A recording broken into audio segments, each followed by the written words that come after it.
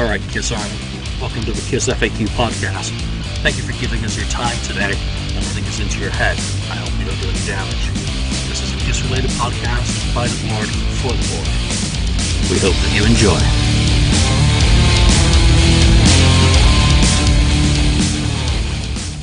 Welcome to episode 136 of the KissFAQ podcast. I'm your host today, Julian Gill, admin on the FAQ message board, and I am joined by Marcus Almighty. Mark. Greetings. St. Louis Kiss, Lonnie. Hello. And the voice of reason, 69th Blizzard, Ken. You know, last week we took the week off because it's summer and we can, and Nigel, who was on the first ever KissFAQ podcast, was out in the area, so we went record shopping. So thank you for your patience while we had some fun outside of the digital realm. Let's get into some news, and that is, I did announce Danger Zone 30th anniversary of Crazy Nights. KissDangerZone.com is kind of my new project. I've got enough interviews in the can now to do a week's worth of features on the 30th anniversary of what was my first brand new Kiss album.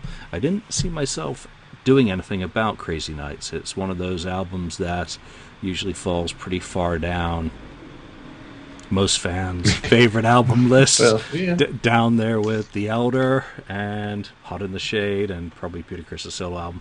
So I kind of surprised myself suddenly thinking, well, it's kind of special to me since it was the first album I ever bought. So come September, I'll have a bunch of interviews with people who were involved in the making of that album. Still got a lot of requests out there for more people, which hopefully will get done. And the response I've seen to my postings is book. No. Right now, it's only about doing a web feature. If it ever does get to be good enough to be that, then maybe it will, maybe it won't. The other thing I've seen mentioned is Paul Stanley and Gene Simmons. Well, they haven't participated in anything I've asked them to before, so I would not be holding your breath. However, Paul and Gene, if you are interested, I'll be on a plane to LA tomorrow, happily. So you never know what's going to happen. We've got plenty of time until September the 21st, which is the anniversary. Couple other news items. Paul Stanley.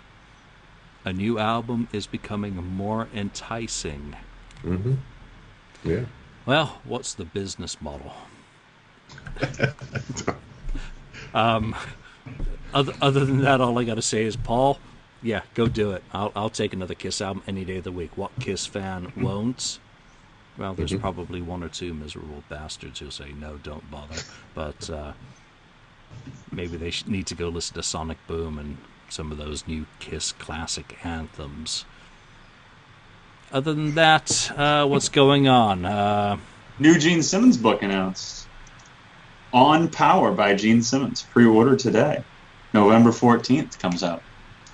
Yeah, and I posted in a thread on that. I don't know what the hell it is. It sounds like the rewriting of The Art of War, which was, I think, scheduled a few years ago and disappeared. I don't know. So that's a book on war and domination and whatnot. Mark, you know something? And I have something to announce, too, if you don't mind. So last week, I think it was, I did an update on my site about the Project Gemini pre-order going on that will be coming on for the vinyl. And I said it was going to be the 16th of August because I'm not expecting to get anything, and I'm supposed to do my signing of the vinyl flats and give it back to him, and I'm not supposed to get those for a couple of weeks. But much to my surprise, someone came and knocking on my door the other day and dropped me off the vinyl flats. So I already have them now, and that's good. And I'm going to be numbering them and signing them right here at the bottom. So everyone will get a numbered and signed copy of it. It looks absolutely fantastic. I'm very pleased with it.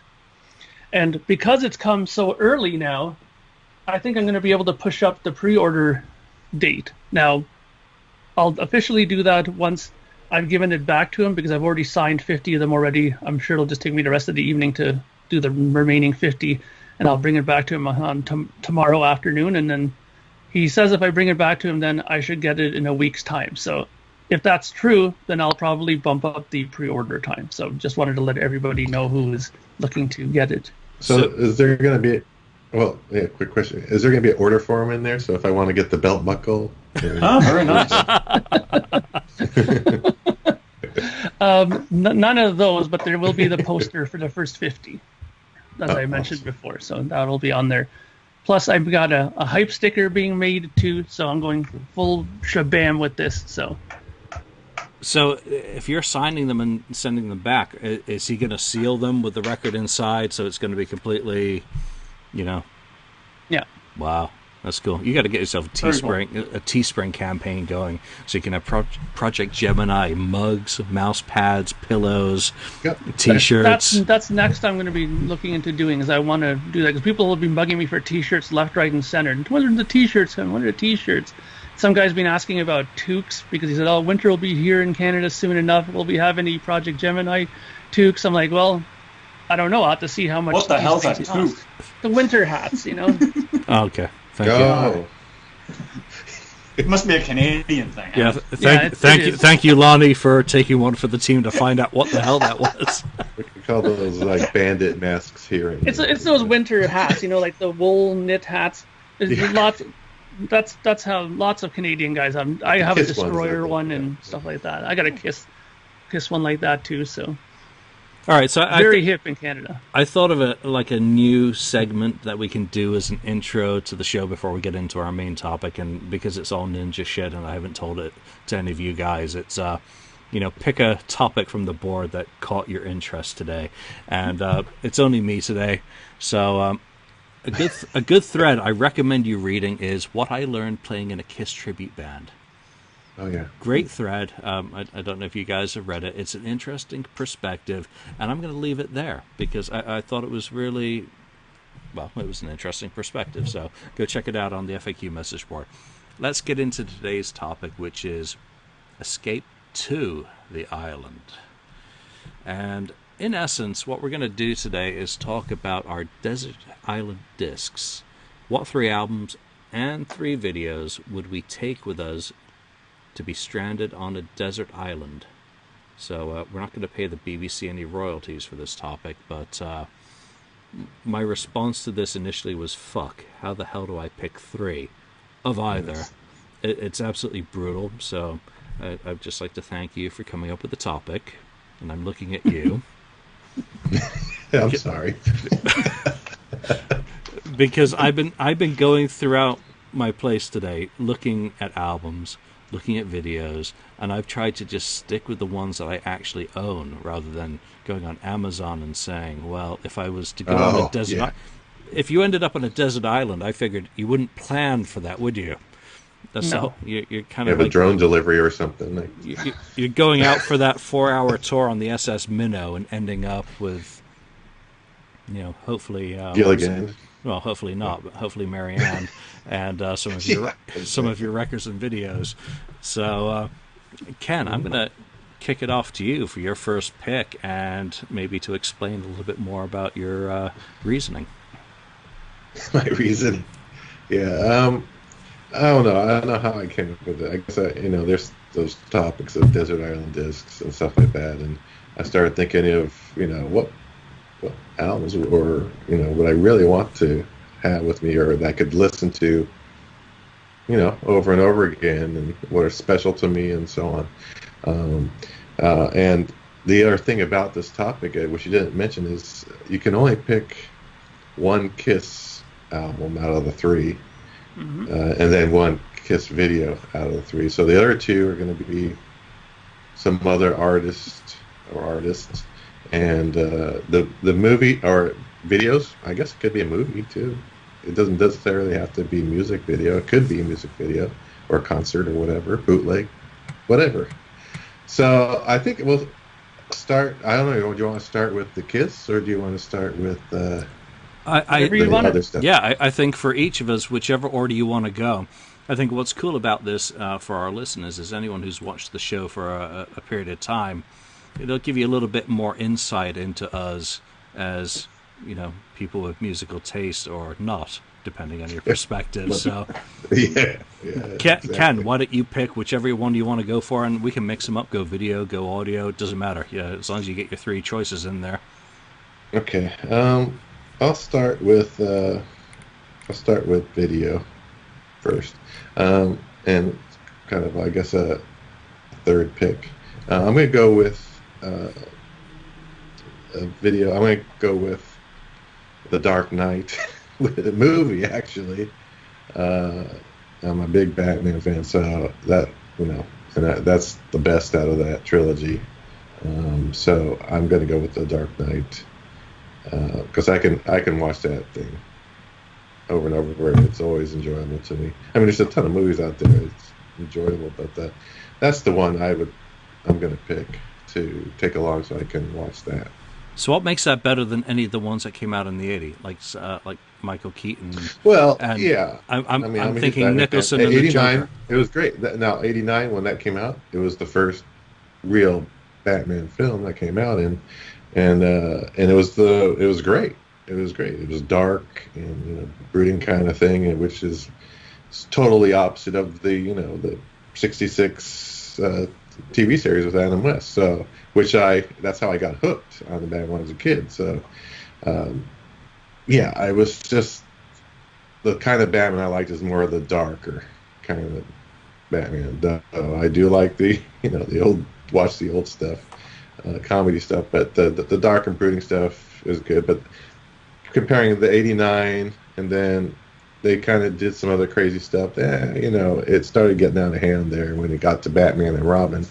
But so when the other trilogy came, it was back to the dark and the better, follow the story better, like the real, the comic books. So the Dark Knight though was just should have been the Academy Award winner in my opinion. Cool. Okay, well, you got to live with it on the island. I don't. Lonnie. I'm going to start with albums. And I'm going to start with Appetite for Destruction would definitely be on my 3 albums.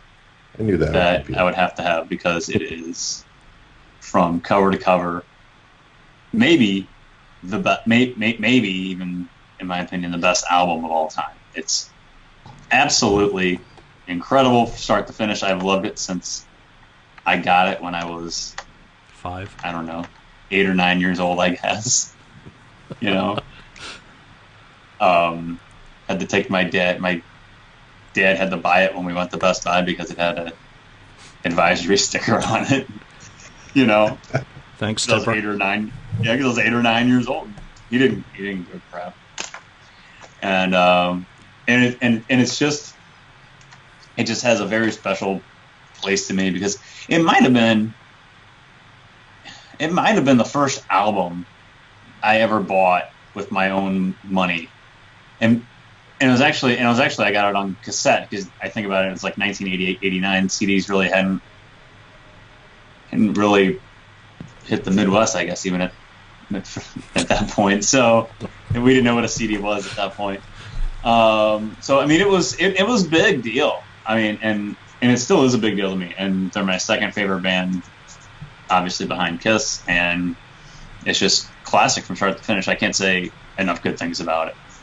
Okay, well, I can. And I got to ask you, you went to the show. I went Thursday night. Recently, I've got tickets to Oakland. Good for you. In November. Seriously. I bit the bullet, and I even got ones that are hopefully not as shit as the ones that I had for Ghost and Iron Maiden, so I'll actually get to actually see it and hear it rather than kind of just imagine I'm hearing it. I wanted to ask you, when you went to see Guns N' Roses in St. Louis, and of course this was their first time back in that city, right? Since they caused a little bit of a riot, was it? A little bit of disturbance. Yes. Compared to Kiss, is that how the big boys do it? Who are the big boys? Is it Guns N' Roses, or is it your most recent experience with Kiss? My most recent experience with Kiss was Vegas in 2014, and it was very well done. And it is picture perfect. Just watch Kiss Rocks Vegas because it's the exact show that you saw. I mean, it was fantastic. Just like when Kiss Rocks Vegas came out here, I sung its praises. I thought it was fantastic because it was a carbon copy of the 2 shows that I saw in Vegas. Agreed. And it's great, and it's a production. I mean, seeing Kiss as many times as I've seen them, Kiss is really a production, and Guns N' Roses played 3.5 hours. Wow. Usually, if you go see a show and the headliner plays an hour and a half, okay, that's good. Plays 2 hours, you walk around like, wow, they played 2 hours. They played 3.5 hours. He's 52 years old. They're not, that young anymore. I mean, granted, they're younger than Kiss, but they're not that young anymore. That they're up there that long. And he was on stage, and he still has multiple T-shirts that he wears during the show. He must have changed shirts 10 times probably during the course of the show, and that's always been the case. He's always done that. Yeah. But he was on stage, I'd say 85 to 90% of the time. Sure, Slash had a guitar solo. Sure, Duff sang "Attitude" about 10 songs in and had his little moment. But he was on stage. Axl was on stage 85 to 90% of the time. And they played, and they played, and they played. And he didn't go on these rants like he used to back in the day, like a 10-minute pissing contest about what he was pissed off about that day. And everybody was anticipating, what's he going to say? What's he going to say about the riot? What's he going to say? And he didn't say anything. He just came out and kicked ass. And about the third song in, he goes, oh, it's good to be back here, and then they go into the next song. He just didn't really say anything.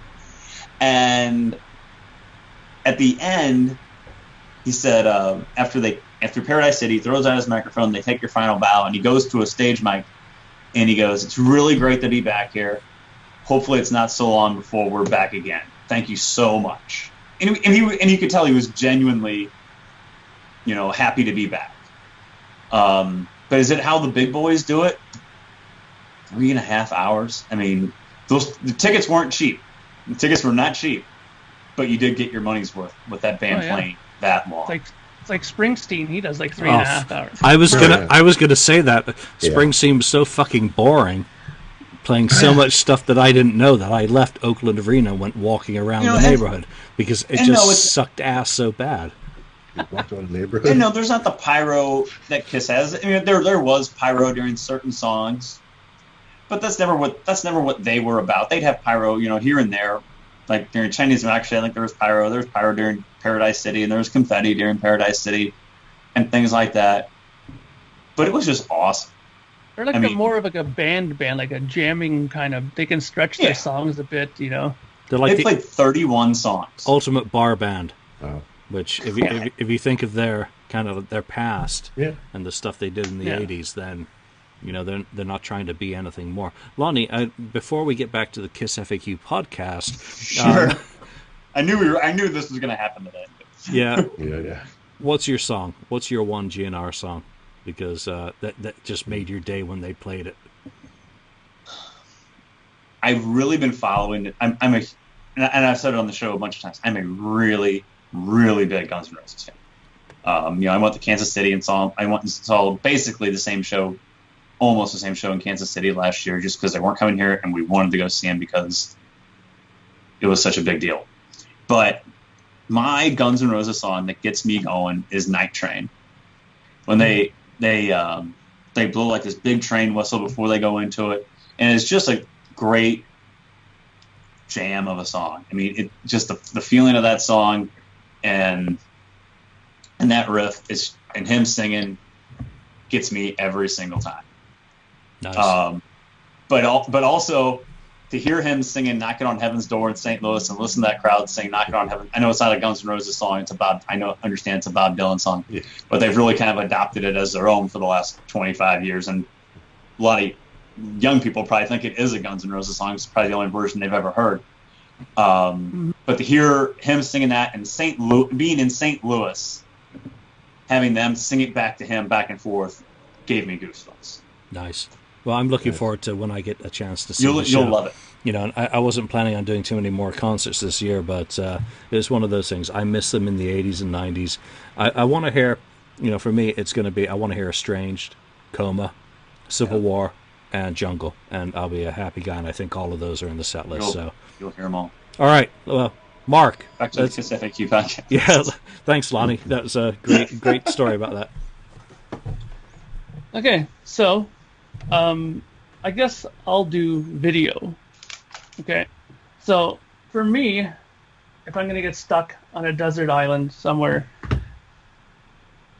knowing my background, being a Canadian, there has to be one thing that has to be packed with me at all times to bring, just in case something happens like that, so I can watch it forever, and that is Rush R40 live. Now, sure, you could pick Exit Stage Left, you could pick, you know, lots of videos that came out from that time, but with this, you have the benefit of at least one or two songs from every album that they've done over the 40 years. So you can have something from every part of their career.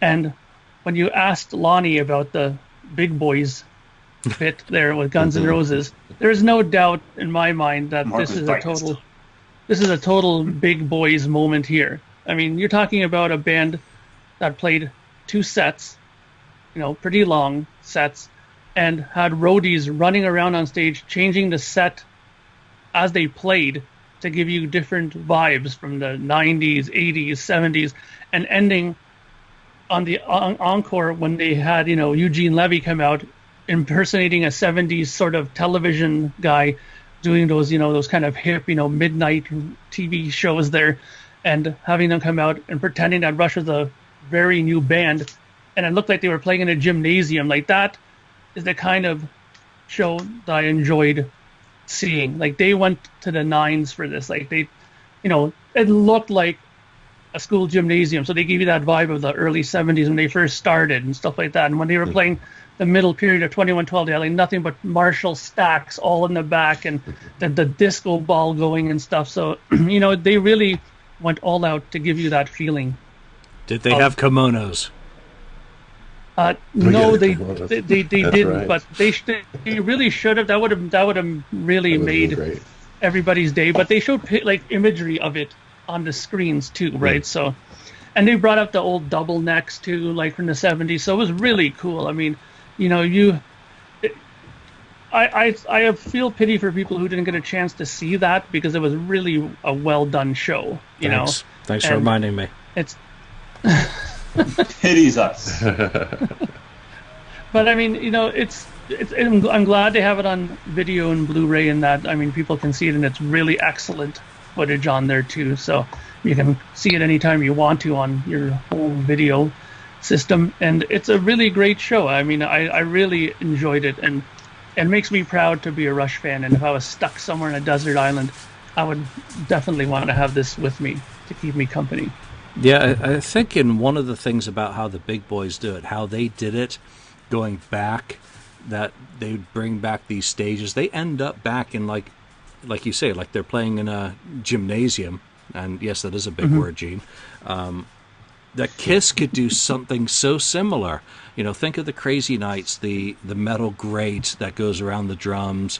You know, going back to Dynasty, the little like mirrored turret that the drums on, down to Midnight Special, that stage. They could so easily do something similar that takes you on a trip back in time.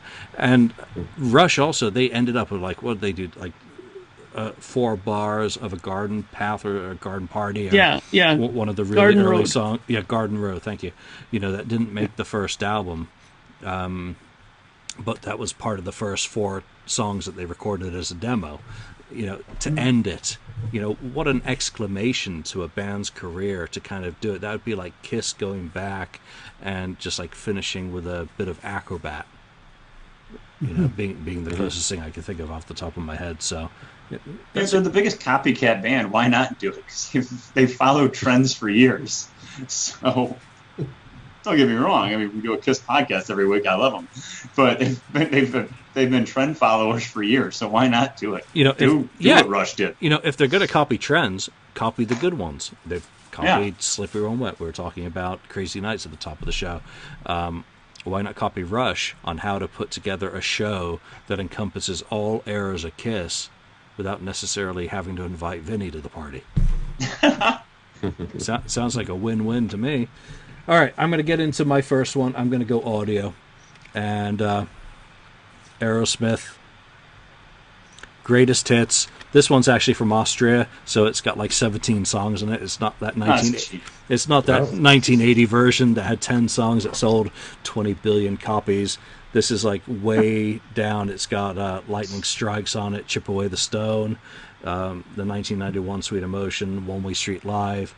It's got all the classic 70s Aerosmith. And, you know, I was looking through my Aerosmith compilation saying, I got to have Aerosmith in my pick other than picking Rocks or Done With Mirrors, which are my two kind of favorite albums from the different eras of the band. And I looked at Young Lust. I was like, okay, that was my first pick. And then I looked at the track listing. I was like, oh, fuck it. Forgot the 70s. Because that's the Geffen years. So this one is the one that most people have, at least a version. So Aerosmith, I'm going to the island with some fucking Steven Tyler and Joe Perry, Toxic Twins. Ken, let's go back to you for your next one. Nice. Well, I guess I'll go to an album here. I'm going to go with my Linda Ronstadt album, Heart Like a Wheel. I remember going to the store with my mother. I think it was probably Target or something like that, but I was like, oh, I know that song, you know, You're No Good. And I was like, man, I really like that song. And she ended up buying it for me. So, but this album, I can listen to this from front to back, you know, easily every time. Yes, it's totally different than Kiss. Yes, it's country-ish, country rock, pop, a little mixture. But Linda Ronstadt has a way of taking songs that she doesn't write and make them, you know, her own. And this is just a special album to me that I listened to when I was young, around probably 74, 75. I originally got it. And, you know, songs like You're No Good, and like I said, Heart Like a Wheel. I mean, Faithless Love. There's just songs you probably don't know and never heard, but they're just so darn good. When Will I Be Loved, which was another hit. And a song, Lowell George, if you know who Little Feat is, and he was from them, has Willin', which is just a fantastic song. The whole thing's good and well produced. The sound of it is fantastic. Peter Asher produced most of Linda's stuff back in the 70s, and it's just, I could have picked another Linda Ronstadt. I could have picked Greatest Hits. But this one's kind of special to me because, to me, it's like a greatest hits because I just love every song on it, and it's just fantastic. You know what, though? Just to give it an even more element of coolness to it, if I'm not mistaken, Van Halen covered You're No Good on Van Halen too. They did. Yeah. They covered hers. Yep. That's the first song on Van Halen too. You're No Good. Their own take on it, which was a kind of a shock from where I listened to this one so many times. It was a total shock that they even did that. But it's a good song. And wasn't she singing backing vocals on a lot of Neil Young stuff in the early 70s? She did backing vocals on Neil Young stuff. She did the trio stuff with Dolly Parton and Emmylou Harris. She also sang background on the Gracelands, Paul Simon's Graceland album. She sang on one of the songs or two of songs. So she's was so versatile. It's too bad that with her. Is it Parkinson's or I can't remember. MS.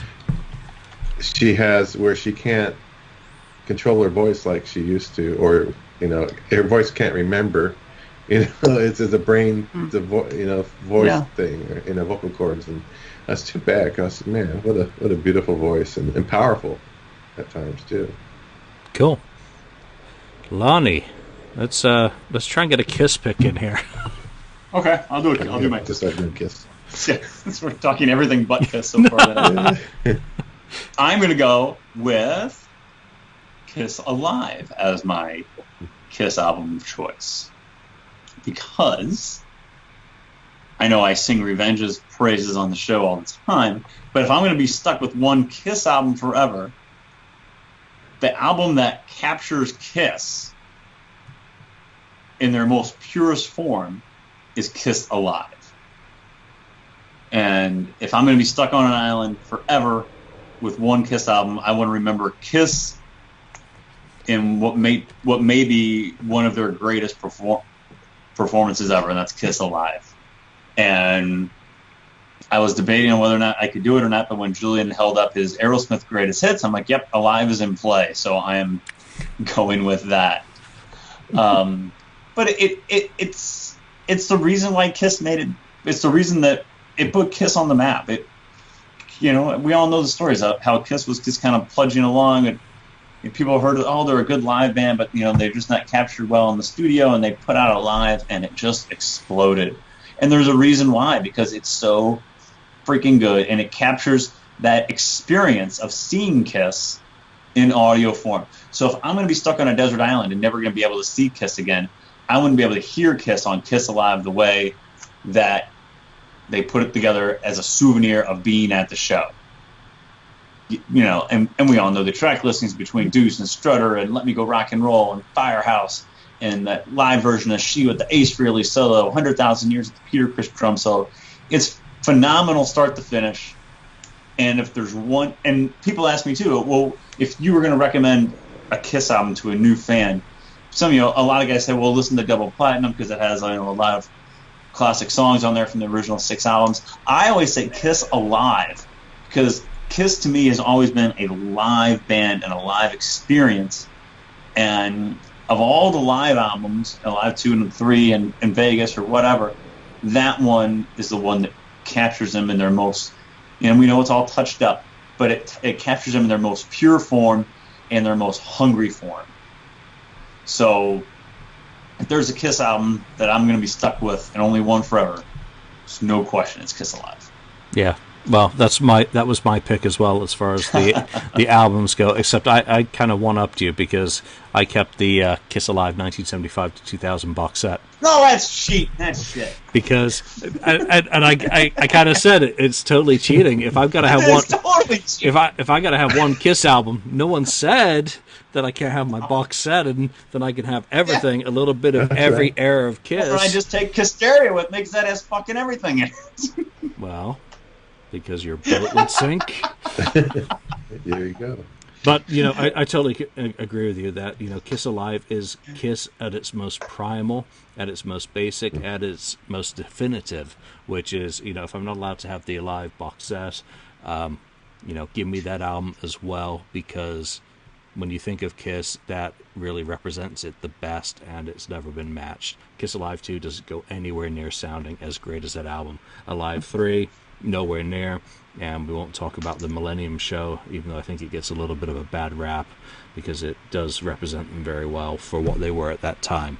So, Lonnie, I'm with you. We've got the same album. If we're on the same island, we're going to fight over it. I get Alive today. So, Mark, let's move on to you and a pick, and you don't have to do a Kiss one. You can do something else since we've done 2 in a row.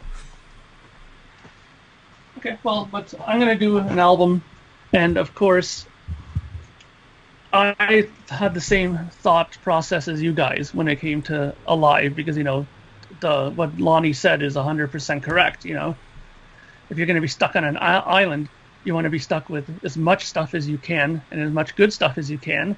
And Kiss Alive obviously is the record that has all that and more, right? It's a live experience, and people love it to death. But for me, I decided, okay, since I knew at least one or two of you would have picked it, it would have made no sense for me to pick that as well. But I picked a record that means a lot to me, that I have great memories from just listening to it in many places in the world, and I love listening to it. It's my favorite album of all time, and it's Destroyer. Bring Rock and Roll. rock and roll over. Yeah. Yep. And I would make sure to pack my Japanese version of it to make sure I have the best fidelity possible of it. And this record, I've talked about it numerous times on numerous episodes. When I was in Portugal, I had only this and Deep Purple's Live in Japan to listen to, and listening to those two records for a week solid really etched them into your brain, and I never got sick of this record. I can still listen to this record any day of the week, top to bottom, never lift the needle off ever or skip the CD. This to me is their studio pinnacle in my eyes, the best thing they've ever done in studio. And I think the writing is top notch. Sure, there's a couple songs that are a little bit not as good, but I still love all of them on here, and I wouldn't have this record any other way than this.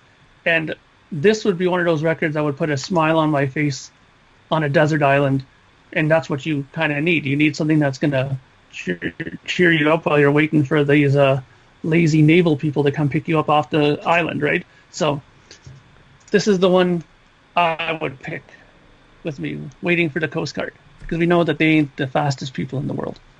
Nice choice. Ken? Yeah, that was a good pick. I mean, that almost made my list, Mark. That one, that was, that was almost it. So, I'll go to a Kiss one again. I'm gonna go to another vinyl. So this my one vinyl that I'm gonna take for Kiss is double platinum, and for the reasons of it's one of the first ones I got. It could have been the second album I bought after Live 2 when I first bought a Live 2.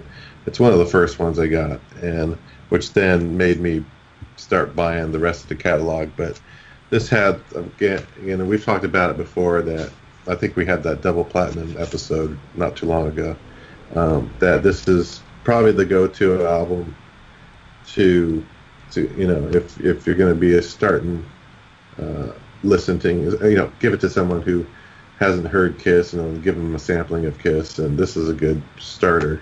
And it was a good starter for me. It has all the songs from the prior albums all the way up to Love Gun. So it has a great sampling of the classic 6 albums, and even though they mixed them and stuff like that, remixed them, it has all the classics on there that most of them they play in concert today are on here. So that's the one where I can't miss. I won't get sick of it. So double platinum is the one. And for me, as becoming a fan in 1985, I've said it before, it was one of the first albums I got because it had so many songs on it for the price point. It was a great way to experience the catalog, and many of those mixes that Sean had done with, Mike Stone, I think. Stone. Are still the ones that are kind of etched in my head, or my subconscious to a certain extent. So, if you're not going to go with the live, double platinum is probably the next best alternative in terms of representing the original era. And just think of it, you became a fan at that time. You come in and there's a live 2, there's double platinum, and Love Gun's the most recent studio album. Mm-hmm. I mean, yeah. I come in and there's Asylum, and I'm not complaining because that's my Kiss.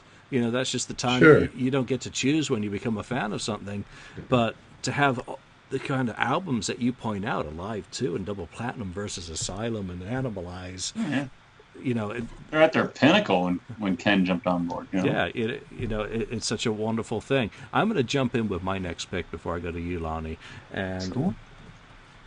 This might surprise some people. This I actually have under video. Viva Hysteria. I'm going. Oh, that's good. Oh, okay. Def Leppard is probably my next favorite band, or if not, they're high up there. I didn't want to go with High and Dry as an album pick because it's just too one note. In terms of representing a band's career, if I'm going to be stuck watching them, I want to watch this because it's got Hysteria, which I absolutely adore, regardless of any of the criticisms that can be leveled against it in terms of comparing it with High and Dry. And I'm not saying Pyromania because that to me never did a thing. It was High and Dry, or Hysteria for me, and in between didn't matter. But what is so wonderful about this is that it's got the bonuses of the two, Dead Flatbird sets, which has Good Morning Freedom, all the kind of hits that you attribute to the band, Action, Photograph. It's just a great sampler of the band's career and their most important album. So if I got to watch them, I will actually take Joe singing at this time, doing a very good job actually on there. I think my only complaints with this album is that it doesn't have Steve on there, but I love Viv, so I don't really have a problem overall.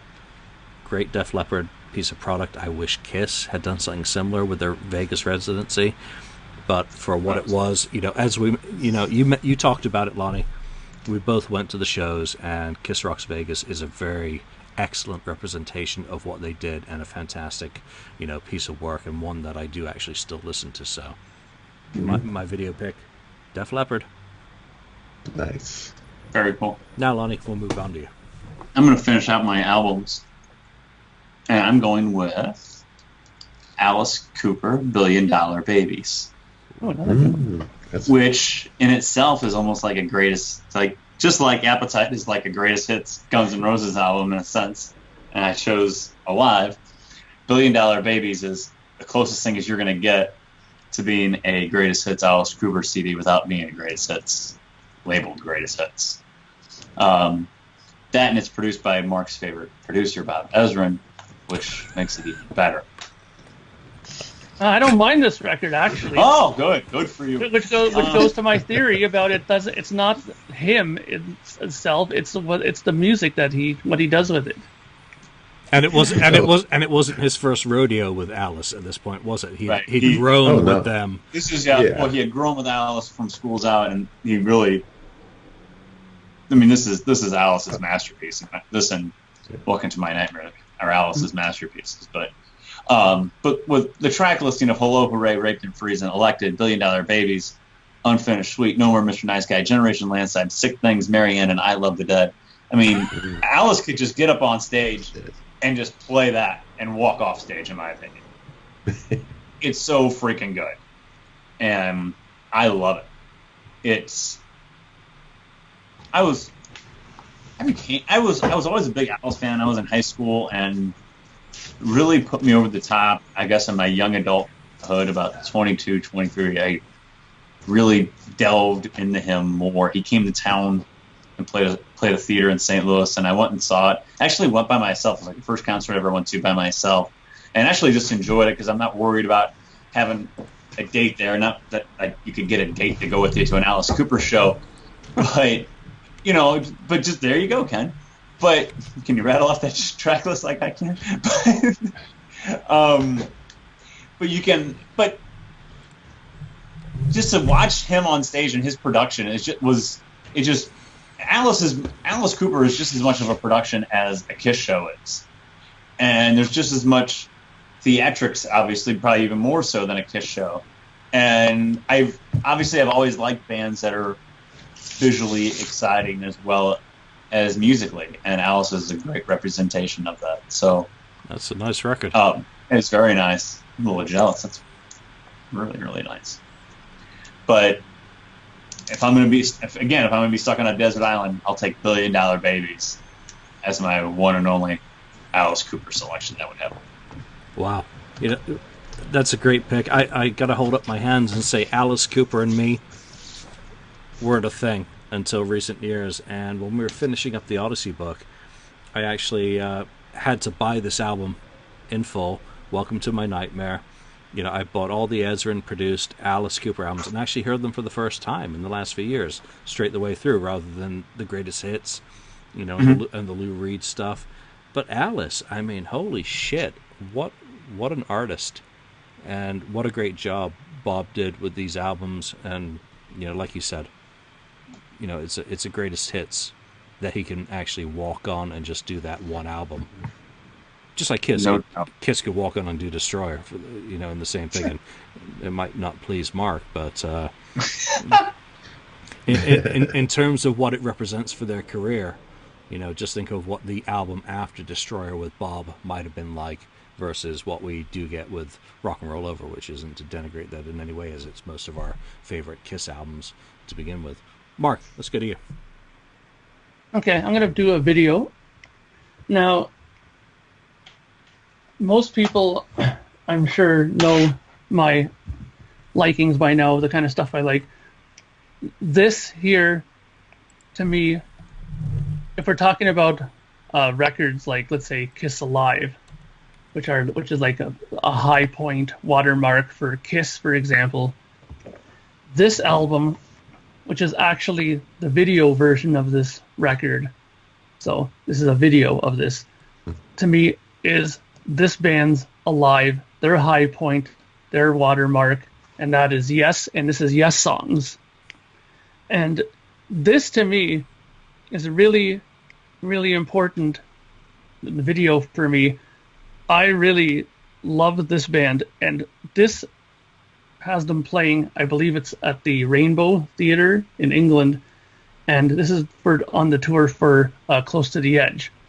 So you're talking about them at their their total zenith. Alan White had just joined the band at this point, and it's prog heaven. If you like progressive rock, I mean, I think there's maybe one song that's under 4 minutes on this whole thing. So it's all their classic stuff: Starship Trooper, Close to the Edge. You even have Rick Wakeman doing his Six Wives of King Henry VIII excerpts on organ, where it starts smoking and exploding at the end there, like and wearing that big glittery robe on stage that he would wear. It's just unbelievable. Like he's playing the Moog and the Mellotrons and all that, and it's just, if you like that kind of early 70s prog stuff, that over-the-topness of it, this is something that you should definitely have in your collection. And this is the anniversary edition of it that came out. It also has a documentary about the making of it, how Steve Howe's brother was actually the one who was the video director of this. I didn't know that at the time, that his brother was actually in charge of the filming of this.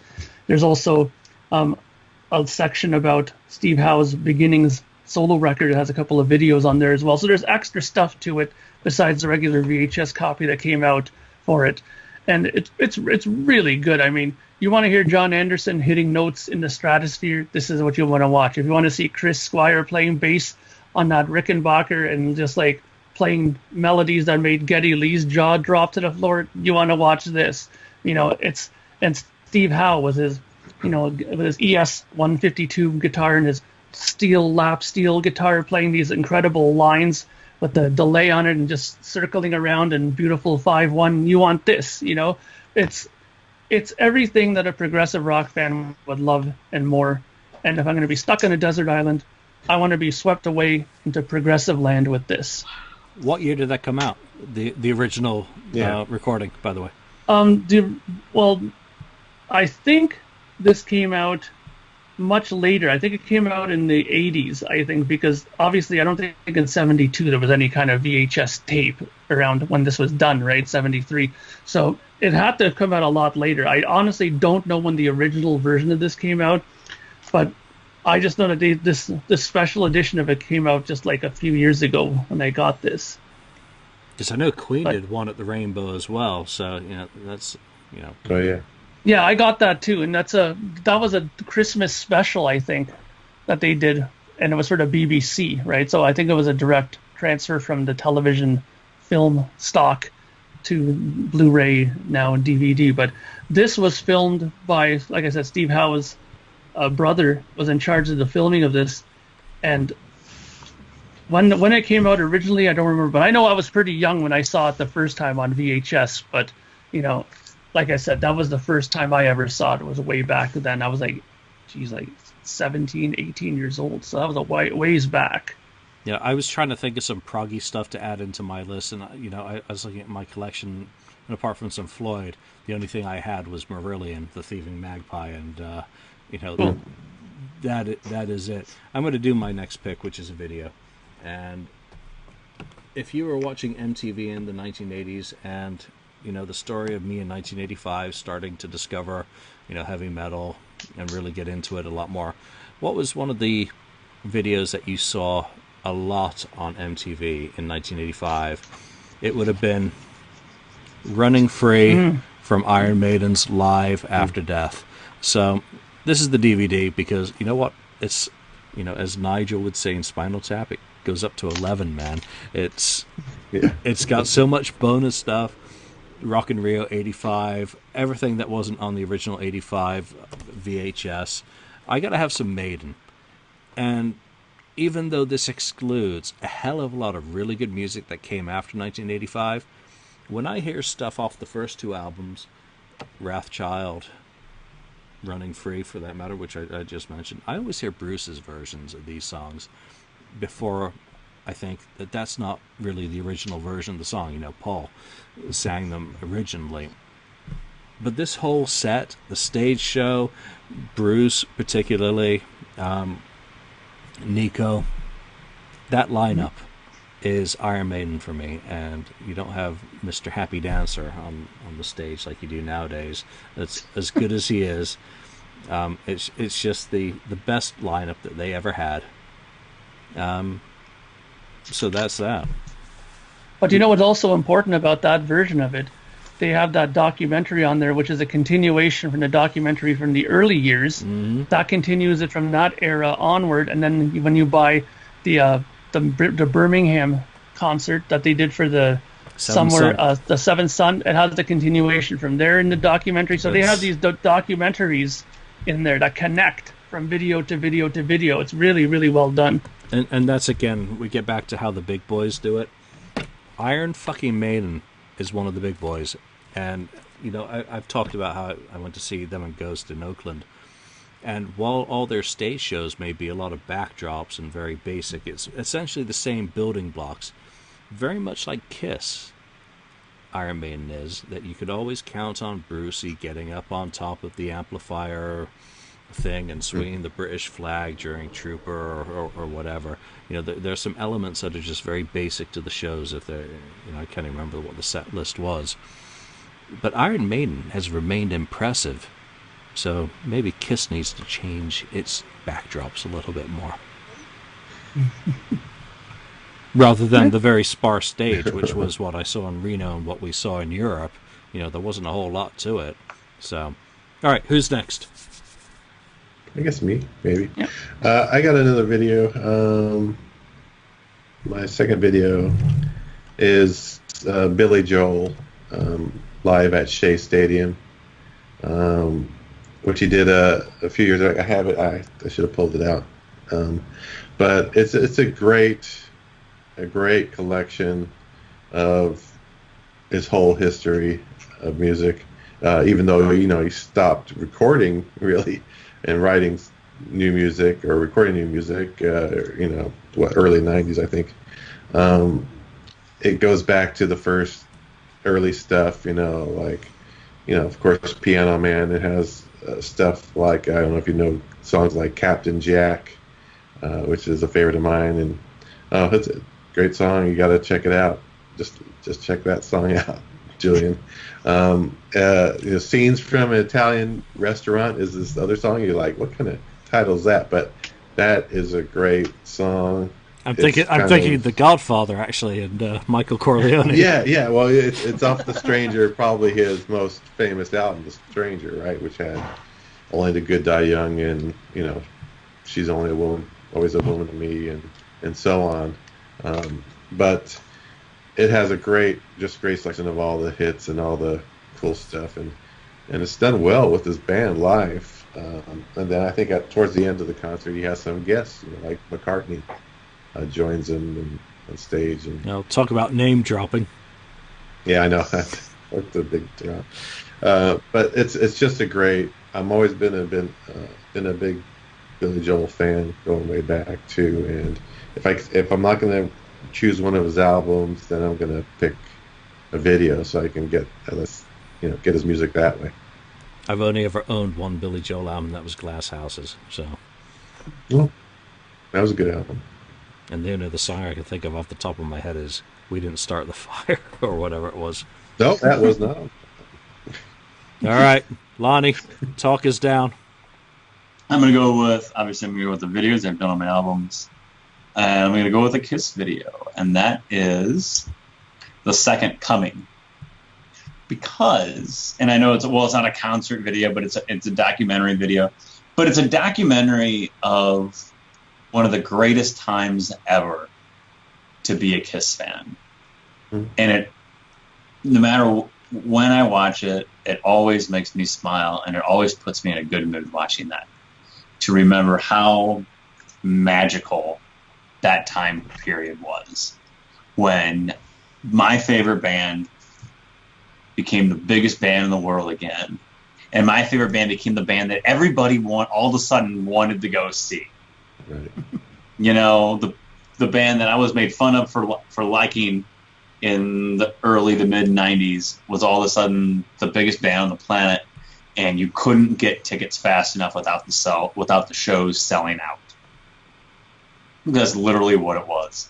Mm-hmm. And, you know, watching that and seeing how, you know, them go through the history of the band, and how four guys who, you know, may not have liked each other at different time frames, and, you know, four guys, even though two of them stayed together, probably didn't like each other during certain years, but stayed together anyway, could come together and bring that one force together, and, to coin a phrase from the video, to conquer the world one more time, is great, and it always makes me smile. If I'm going to be stranded on a deserted island, you know, why not watch something that can always make me smile? And it's that video, and watching footage from that tour, and just remembering how much of a magical time that was. I mean, I wish that they would have done a full-length concert video documenting the reunion tour, proper, just one show, whether it be from Madison Square Garden on that tour, or whether it be from Tiger Stadium, even though Tiger Stadium wasn't the most perfect show, but it was probably the show with the most historical significance. So I really wish they would have done either the Tiger Stadium or one of those Madison Square Garden shows and released that in a professional form. Yeah, I know the Madison Square Garden's on Kissology, but it's really just the feed from the video. That's not a really concert video, in my opinion. You know, it's fine. Atlanta's the one I think of. Atlanta's fantastic, and I wish they would have done that properly, because it's great footage. It's halfway there. Sure. So that's my pick. So that'd be my Kiss video pick. Is Second Coming. There is great footage on there. You know, it's not like they ignore. There are obviously parts of songs and parts of performances on there, but they document that whole tour, and it's just the way that it's done. It always makes me feel proud to be a fan, and just remembers great memories of when my band became the band that all of a sudden everybody wanted to see.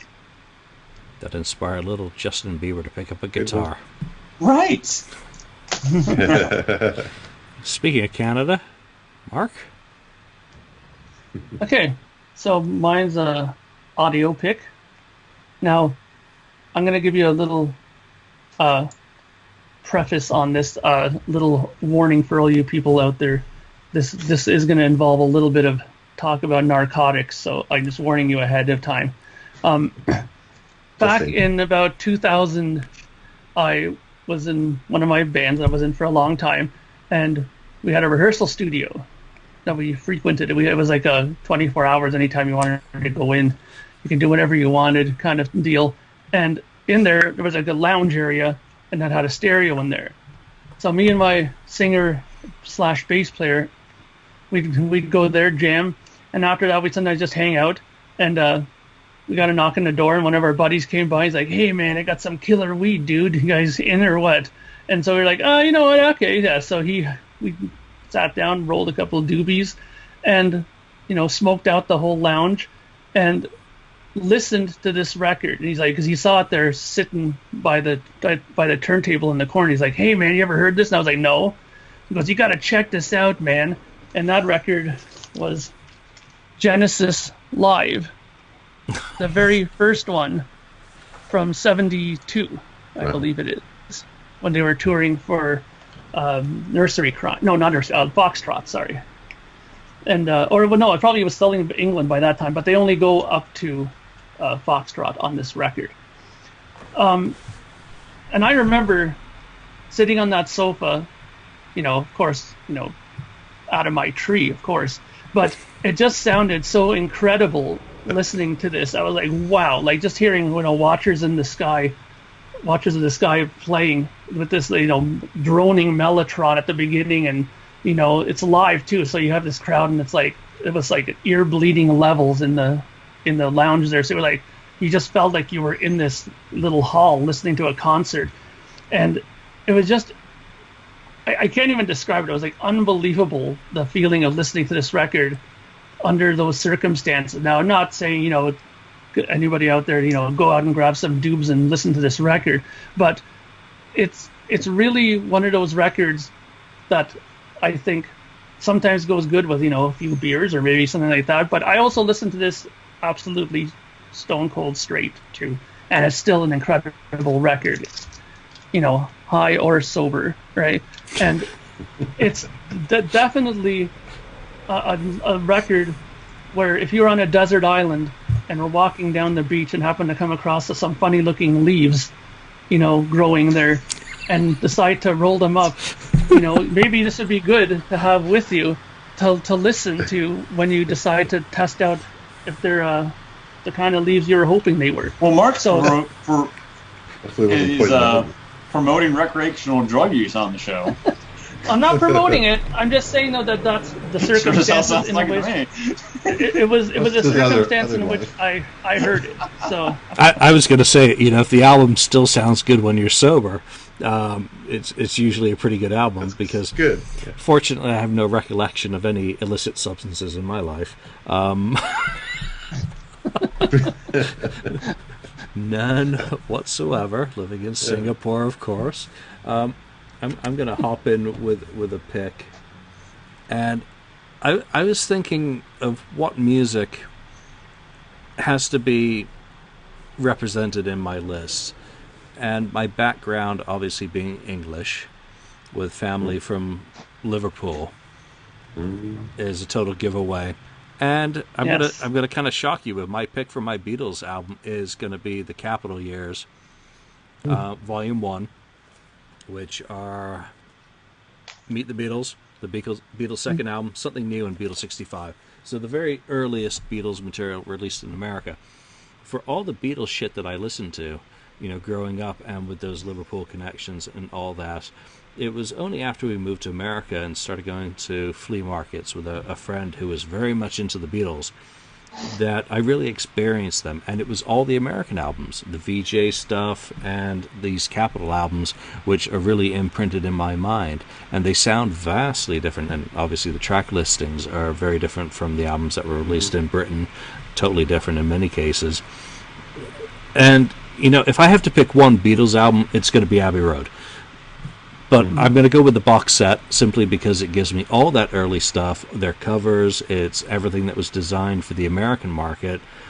That gives me the broadest kind of painting up to 65 when they really become the fabulous band that they were, because all that good old rock and roll, it's the foundation on which everything else is really built, especially in America for the bands that were inspired by what they had seen in Ed Sullivan.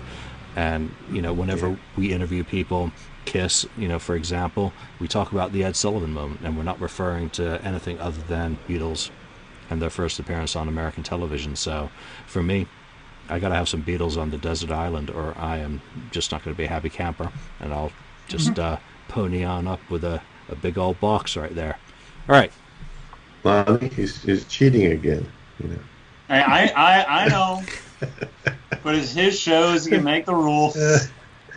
It's not my topic, and there were no rules attached to it. So well, it is Ken's topic, so Ken can call him out. So called him out the last time. Next time, I called him Ken, the last time he's cheating. You just got to have some parameters on there, or right. That's right. I didn't. I'm just gonna say I'm gonna bring my. You should have went for Kisteria as your favorite Kiss. I'm bringing my iPod. It's got 6. Right. How many gigs of bootlegs on it? So, all right. I would. That is my phone, and it has everything on it. So. I know. Yeah, there you go. Yeah, I've got one video pick left. Who still has a pick left? Ken? I have. Well, I have a one video and one vinyl. Yeah, Okay, same here. let's So get to you. I'll just do because I may cheat on my video picking too. But my last vinyl is going to be like who or what? What are you listening to? Or so my last one is Neil Sedaka. Who? This is who? Oh, who? He wrote, okay, a little background for the people that don't know Neil Sedaka. He started out in the late 50s, early 60s in the Brill building, with Neil Diamond, Carole King, etc. He was one of those artists and who wrote songs for other people. He wrote songs like, Calendar Girl back then were hits for him. Happy Birthday, Sweet 16. He wrote Stupid Cupid for Connie Francis. He wrote even Old Carol, which is about Carole King, and lots of hits back then. So then when the Beatles came along, around early 60s, he kind of disappeared and became more of a writer. He wrote songs for, Tom Jones, a song for him, Puppet Man, and other artists. But then he got a following in the late 60s and very early 70s in England. Very much enjoyed his music, and he produced some new albums at that time in England until Elton John said, "Hey, you're doing pretty well there. These albums are pretty good in England. Let's try to get you back in the United States." And what they did is he signed Neil to the Rocket Record Company, which is an Elton John company. And what they did is they grabbed songs from like 3 of the releases in England and put those songs on one album here in the United States. And it's just a great collection of songs. I mean, Elton John even wrote on his back of his album about him being back. But songs like Laughter in the Rain, huge hit, Solitaire, Love Will Keep Us Together, which the Captain's Neil made a big huge hit out of, but he wrote the darn thing. Just the whole thing is a fantastic album, and I've been a huge Neil Sedaka fan, which is probably surprising. Since then, I have pretty much all the stuff. So that's the one. And the other thing about it is this. I don't know if you heard about the immigrant song. It's actually the immigrant, but not the immigrant song like the Van Halen. Or not Van Halen. Sorry, Led Zeppelin, because the immigrant song. But Neil's song is the Immigrant, which was dedicated to John Lennon, which at the time was having those. They were trying to kick him out of the United States back then, and that song was dedicated to him. And that was a hit too. So I just love the album. Sentimental to me, and I can listen to it over and over. That's the interesting thing when we talk to each other about music, to get a taste of everyone else's influences and the albums that are important to them. If we're going to go into a bar with any Kiss fan and say, well, what are your non-Kiss albums? You're going to get the Exoduses, the Testaments, the Judas Priests, and you're going to get some Carly Simons, Neil Sedaka's, and all that. I don't know anything. I'm behaving myself today and not typing on my keyboard and trying to Google any of this stuff while we're taping this show, because my Julian, it's very hard, because I could have easily picked a Rush album. Mm-hmm. I love Rush, and or Blackfoot or Steve Miller Band, whatever. Yeah, it's so difficult. It's so hard. When we're so trying difficult. to narrow it down and condense it, I mean, I could easily have had Johnny Cash at Folsom, being one of my albums. It's too easy. In that sense, that it's such a broad, you're going to be stuck on a desert island. You got to have stuff that you can live with. Well, for as long as you live on a desert island. which probably ain't going to be too long. So that's a fantastic pick, and thank you for the backstory on that as well, because that makes it make more sense to someone who's just kind of sitting there jaw agape saying, "Who the fuck is Neil Sedaka? I've heard the name, but I can't pick a song." Lonnie. Yeah. I'm going to go with video of. I'm going to go back to Guns N' Roses, and I'm going to go with. They released a compilation of all their videos called "Welcome to the Videos," and they were always they were huge, but they were at their peak when videos and MTV was at its absolute peak as well, in my opinion. When MTV still played videos, and Guns N' Roses put so much production into their videos, and really took pride in them, and that's what really was part of their hype machine back in the day, with what they did with Don't Cry and November Rain and Estranged, all the production of those 3 videos, and not only those, but those Appetite videos too, with Jungle and Paradise City and Sweet Child of Mine. They're all great music videos, and all of them represent the band in those different eras, whether it be Appetite or the Illusion era. And I was thinking about which Guns. I knew I wanted to put a Guns N' Roses video in there, and there's some great footage. There's a great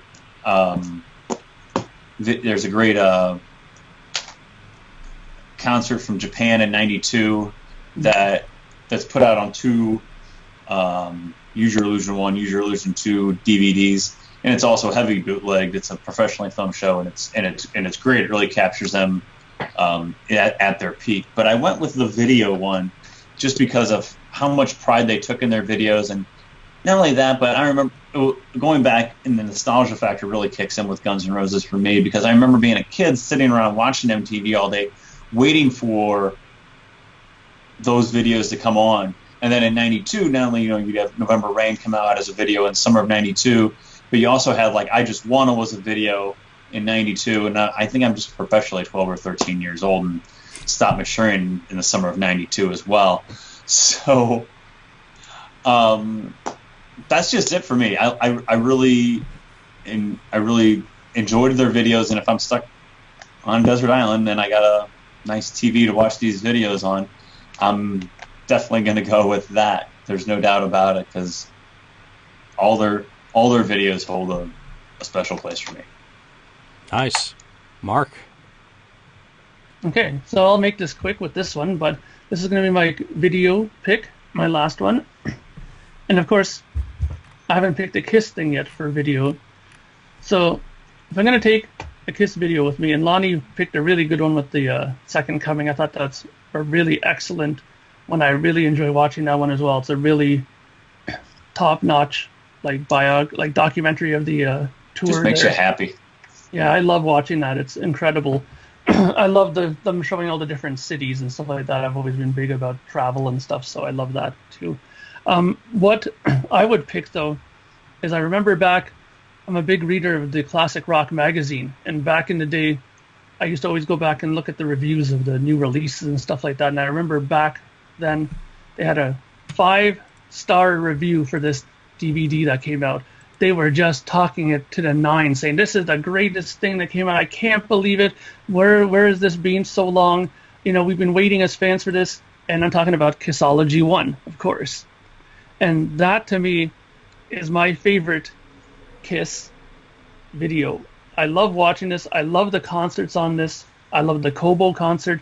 I love the Japanese rock and roll over stuff. And I love the Love Gun show that they have. I mean, it has...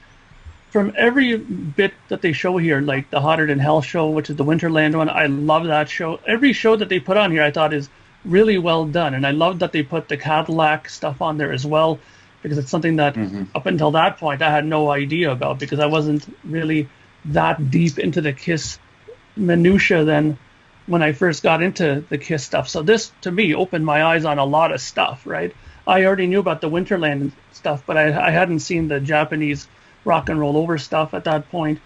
I had the live show, but still having all of this on one collection like this was such a great thing to have, and I was so happy to get it. And, and it's one of those things that, if you're going to be stuck on a desert island with Kiss stuff for video, I would think that this would be something really good to have because, again, takes you through so many periods of their career, and it's really the good periods, I think. I love lots of their other stuff too, like Creatures is one of my favorite records from them, but, we all know that that tour wasn't exactly the greatest, but, still, I mean, if you're going to want to watch some of their live stuff, I would think that this would take you through a lot of the good stuff, and I enjoy watching it. And I think my copy of this had the Madison Square Garden extra video stuff on here, I think. Yeah. The little you weren't a sucker and just bought it 3 times? No, although I tried to find the other ones, and for some reason it was hard to find the other ones here. So, but, I ended up with the Madison Square Garden extra video, which is pretty cool. Yeah. But I really like this package. I think it's good, and I think it's a good representation of the band, and would be an enjoyable thing on a desert island, straight or high. So I got to jump in here with my final video pick, which just happened to be the exact same thing for pretty much the exact same reasons. And you know what? I've got Winterland in better quality. I've got the Summit in better quality, Budokan in better quality. By having it all on one package, officially released by the band, along with the promo clips, just having it all in one place. Midnight Special, again, you're missing stuff. Kobo is fantastic. I got all 3 when they came out, and didn't want to have Largo 77 because yeah, I can't remember. No, it has Largo 79. No. Largo 79 is on Kissology too. Largo 77 is on Kissology 1. Yeah. God, I'm a nerd. So yes, because go look it up. Because I'm not going to look anything up and type on my keyboard today. I can't remember. But you know what? Just having that classic era packaged into one, package, you simply cannot go wrong with that. Plus, it does not have. It's better than the other 2 volumes, even though Coventry's on volume 3.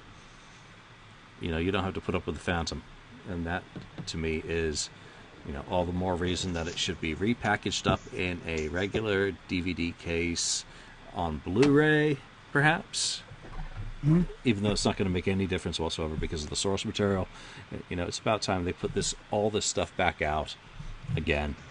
Maybe with 1 extra show just to make us buy it because it, wasn't on the original one. So okay, yeah. I just want to say you looked it up. That was my number 1 video too, or the one Kiss video is the Kissology 1. So three of us had that. 3 to 4. But yeah, it goes to the Summit 77. Oh. There's no. The Largo one is still a bootleg, considered a bootleg. Yeah, I guess it is. The 77, I have that as a separate. I have it, yeah. Yeah, bootleg. But yeah, you're right. The Largo 79's on 2. No. Yeah, 79 is on number 2. The Walmart edition had Largo 77. And that was the one. So I just typed. But did they put the full show? Yes. On it? It was one of it was 12 songs from it, so it was one of the best excerpts that was actually used for bonus materials. And I can't remember because obviously, so many of us were collectors, had this stuff before it came out, or had the full ones very soon after it came out. So, it's the classic era of Kiss through 77. What else do you need, really? I mean, I certainly don't want Dynasty Tour. I don't want that Madison Square Garden bonus disc. I got rid of mine because it was just so chopped up, and you've got the original bootlegs, many of which look far better for my eyes and ears with the stuff that was done by fans. As a video, if I had to, pick a single package that wasn't a compilation like Kissology, then I would have gone with Exposed. because that was my first video I ever bought. And as campy and as corny as it was, I liked the fantasy land that they were kind of presenting in a cornball way.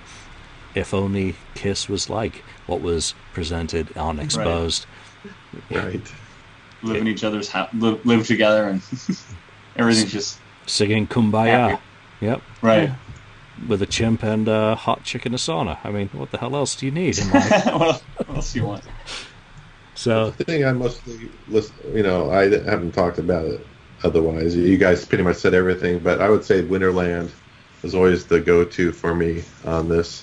I just love that. Even black and white, it just gives it something different. It's like gritty, and it's so raw. In their raw form back then, and actually, they were rocking it pretty good, and they were a tight band at that point, and you could see why then. Not too long after, Live turned out so great. They were just hitting the kind of a hungry prime at that time, and it was great. come on, Peter Criss in Winterland. Oh yeah. Oh my god. Wow. Oh That is my best. god.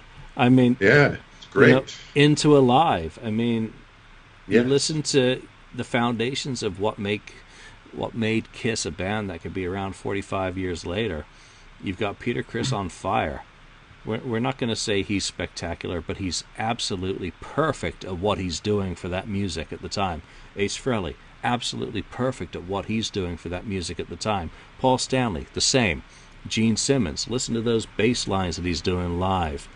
The guy doesn't try and be anything more than he is, but what he is, he does very well. And that is what is the magic that is Kiss to me. It's all wrapped up in Winterland, but through the Largo 77 show, where it's kind of the wheel right before the wheels fall off. Yeah. It's just a fantastic Kiss package. Did we skip anyone's picks, or did everyone get their 3x3? I just had one album left. That's it. You've got one album Mark. left. Mark, That's it. Yeah. the final word goes to you. Okay. So Destroyer. Nope. See, Froze up. made him, Oh, now he's Bad freezing mouth. up. made him freeze. Canadian Wi-Fi. Uh-oh. Okay. Am I unfrozen? No, You're- you are good to frozen. proceed. Engage. Okay, so this album, I'll make it quick, was another one of those records that was highly impactful for me. And it's a record that's the debut record of this band. And to me, just like Kiss's first record, which I thought was an incredible debut record, one of the best debuts that a band has made, in my opinion, Anvil. this to me, no, this to me is a record that I don't think that they surpassed until many, many years later. It took a while to surpass this, and that's King Crimson's In the Court of the Crimson King. Now, I love this album. This is the reissue 200-gram version of it that came out, and the reason why I got this version of it was because I remember reading a good article that Robert Fripp did, because he's one of these guys that does his blogs online, and he said that for years and years, the pressings of these records, the early ones, had a fault. There's a phasing glitch in the pressing of it. He said that none of those early ones sound correct to his ears, and that he had in his possession a safety backup of this on 1/4 inch that's perfect. And finally, when Steven Wilson redid all those records for them, he allowed them to take that one and press this record. So he says, if you want a perfect version of this record, how it should be, you got to get the newest version of it on this 200-gram vinyl, because that's right from his safety master that he had in his possession all those That's years. cool. So this album, I know a lot of people probably know a lot of the stuff. I mean, 21st Century Schizoid Man, who doesn't know that song, right? So to me, I would love to bring this on a desert island, because again, it's another one of these proggy delights that I enjoy listening to, and it's just really well written, and it sounds incredibly good for a record that came out in 1969. It's unbelievable. That just sounds like something that, he had spoken to Gene Simmons beforehand and said that you haven't actually heard the unphased corrected version of this album until you buy this latest version. Very Gene Simmons-esque. Well, I mean, it sounds great, though. I mean, I have an early pressing of it, and there is a noticeable difference. Well, I'll take your word. I've never heard that album, so really. All right, guys, that is, I think, a show. These were our Desert Island discs. 3 videos, 3 albums or collections. Only one was allowed to include Kiss. So if you were going to be stranded on an island, what 3 of each format would you take with you or insist on having with you before you're thrown off onto that sandy beach to live on coconuts and iguanas? And as you can tell from all of us, they all have backstories that are very personal or very important to each one of us. We'd love to hear yours, so wherever you listen to us, wherever you participate in the conversation, whether it's on YouTube, whether it's on Spreaker, on the FAQ message board, or on Facebook, chime in. What are your Desert Island picks? And make sure you include 1 Kiss album and 1 Kiss video in your picks. But for now, from Mark, from Ken, from Lonnie, and myself, we thank you for listening, and we will see you next time. Thank you for spending time listening to the KissFAQ podcast today. All sales are final. There are no refunds. If you'd like, look us up on Facebook or come over to the KissFAQ message board and discuss the topic we broadcast today. Don't forget to rate us on iTunes, Spreaker, or wherever you've listened to the show. We hope you'll join us again.